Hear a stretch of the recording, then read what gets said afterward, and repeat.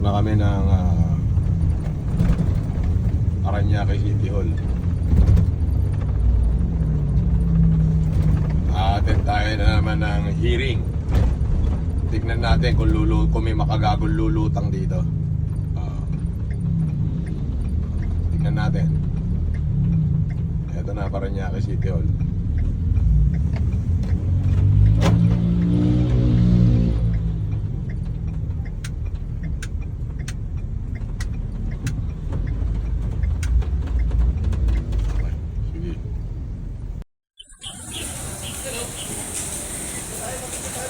Tayo eh. Isusulit tayo dyan eh. Wala na, nagpapagay sa doon. Ganon.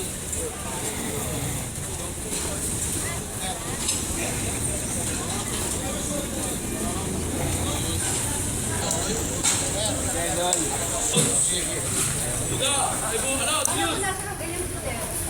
Sabi mo, hindi ka ako. Nasa kanila ako, nahihiling ako na yun eh. Importante yung kumatin, baka mamaya makakontent tayo nila.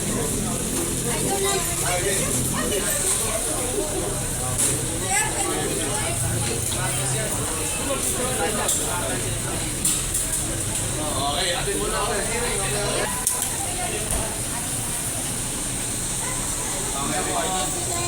Facebook ko eh. Jonathan. Sabihin ko.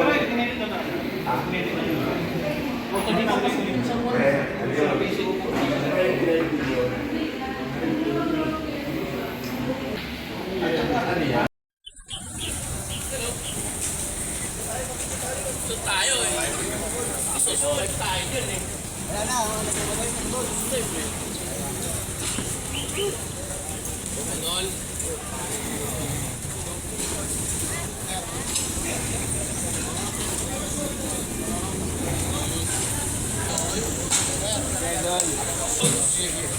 Luga, ano, Diyos! Sabi mo, hindi ka ako. Nasa kanila ako, nahihiling ako na yun eh. Importante yung kumatin, baka mamaya makakontent tayo nila.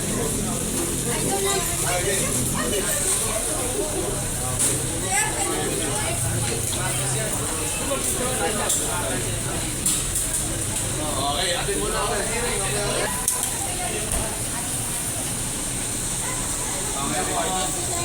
Facebook ko eh. Jonathan. Oh, bayan ng Buenavista. Darating kami nung kaibigan ko, si Alex Padilla, para mag-humanitarian kami ngayong unang linggo ng Abril.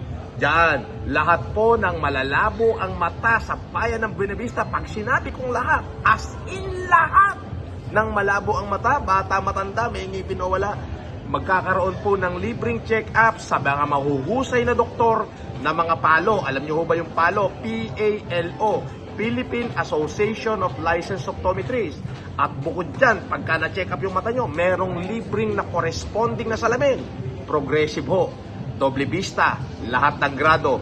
Yan ho ay, sa pag-i-initiative, binobola ako nung kaibigan ko, kailangan to, makarating ako dyan sa Buenavista. Ni Alex Padilla at syempre, ni yung kamukha ko, si Kong Ray. Ayoko nang banggitin yung apelyido mo, Kong Ray, baka bashing ka ni Makagago. Mga taga Buenavista ng Marinduque. Andito yung kaibigan ko, kinulit ako, sabi niya, Sir Francis, nakita niya yung humanitarian ko sa Ilocos at sa Cagayan at sa sinabi niya, sabi niya, pare, baka naman yung Buenavista nakalimutan mo. Pandemic pa ako tumatawag sa'yo. Ngayon, hinuli niya talaga ako. Talagang hinuli niya ako. Bayan ng Buenavista, first week of April, darating po ako dyan. Okay.